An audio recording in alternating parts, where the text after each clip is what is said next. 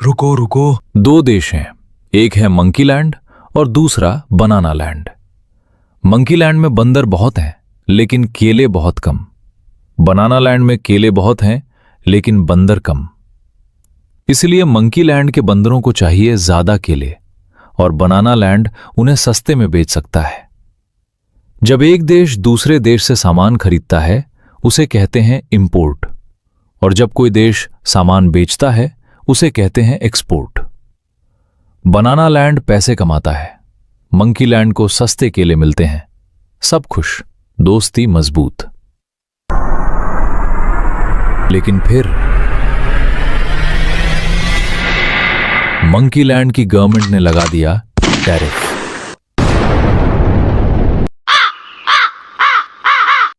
Tariff मतलब दूसरे देश से आने वाले सामान पर एक्स्ट्रा टैक्स। जैसे खाना ऑर्डर करते समय खाने की कीमत अलग और डिलीवरी फी अलग, टैरिफ वही एक्स्ट्रा फी है। अब केले की असली कीमत वही रहती है, लेकिन मंकी लैंड के बंदरों को अपनी गवर्नमेंट को भी पैसे देने पड़ते हैं। टैरिफ दो तरह से हो सकता है, फिक्स्ड अमाउंट या परसेंटेज। ज्यादातर देश परसेंटेज टैरिफ इस्तेमाल करते हैं। कभी कभी रूल्स इतने स्पेसिफिक होते हैं कि कच्चे केले और पके केले पर भी अलग टैरिफ लग जाता है। ब्यूरोक्रेसी से तो केला भी नहीं बचता। जब टैरिफ नहीं होते उसे कहते हैं फ्री ट्रेड।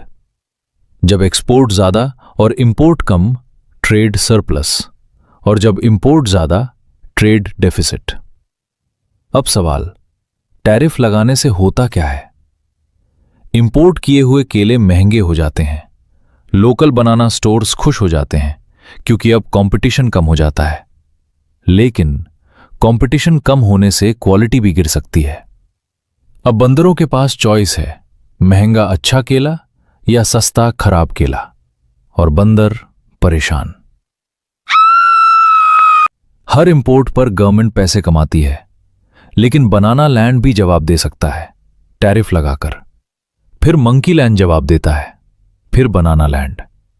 इसे कहते हैं ट्रेड वॉर, यानी गोरिल्ला वॉरफेयर। गवर्नमेंट ऐसा क्यों करती है? शायद लोकल बिजनेस को बचाने के लिए, शायद पॉलिटिकल प्रेशर के लिए, या शायद ज्यादा पैसा कमाने के लिए। प्रॉब्लम यह है, टैरिफ हमेशा स्मॉल बिजनेसेस की मदद नहीं करता। कई बिजनेसेस इंपोर्ट पर डिपेंड करते हैं, टैरिफ उनकी कॉस्ट बढ़ा देता है। बड़े कॉरपोरेशन सरवाइव कर लेते हैं, लेकिन छोटे दुकानदार बंद भी हो सकते हैं। फ्यूचर प्रोडक्ट्स भी डिले